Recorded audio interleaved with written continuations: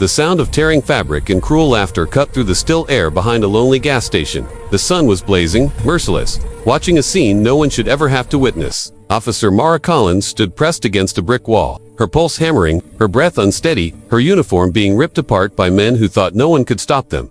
She had faced danger before, armed suspects, high-speed chases, tragedy, but never this. Never this helpless. Never stripped of dignity in broad daylight. Her father's words echoed in her mind. Never let them see fear. Mara, fear gives power.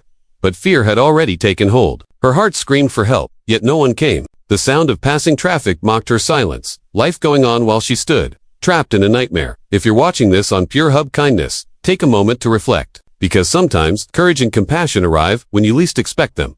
That morning had started peacefully. A simple call about a suspicious vehicle at a small highway gas station. Nothing unusual. Until the trap was sprung. 5 men waited for her. Men she'd arrested before. Men looking for payback. Their leader, Vince Harrow, had the cold, empty eyes of someone who blamed the world for his own ruin. He had once been a mechanic, good with engines, bad with choices. But prison had turned his bitterness into something darker. And now, standing before Mara, he felt powerful again, for all the wrong reasons. Mara's thoughts flickered to her daughter, little Ellie, just 5 years old, waiting at her grandmother's house. Ellie, who thought her mom was a hero, tears stung Mara's eyes as laughter echoed around her. One man filmed everything, another cheered, while the rest watched empty, cruel, soulless. Then a sound broke through. At first, just a low rumble, distant, growing, the kind of sound you feel before you recognize.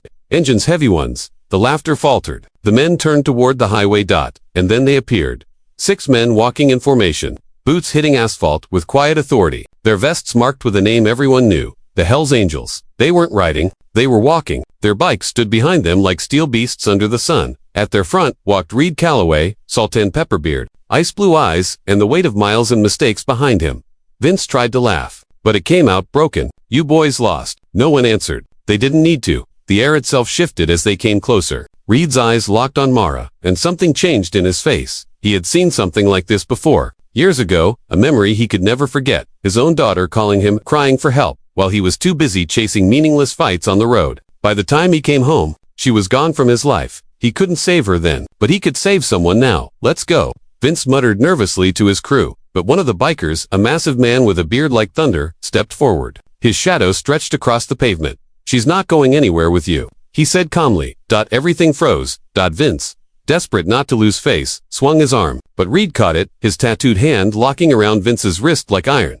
A single shove sent Vince stumbling back, phone clattering to the ground, the video ending in silence. The gang that had once laughed now stepped away, realizing they were outmatched, not by force, but by presence. Mara collapsed to her knees. Shaking, Reed crouched beside her, voice low and steady. You're safe now. Take a breath. Tears blurred her vision as he handed her the torn fabric of her uniform. A small act that meant more than words ever could.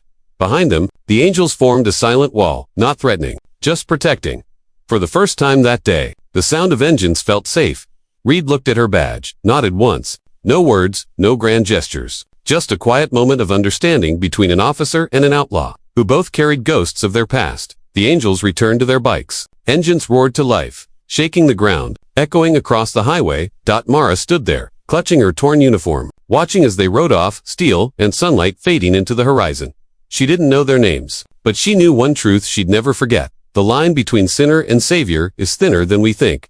Sometimes, the people you're told to fear are the ones who show up when no one else does.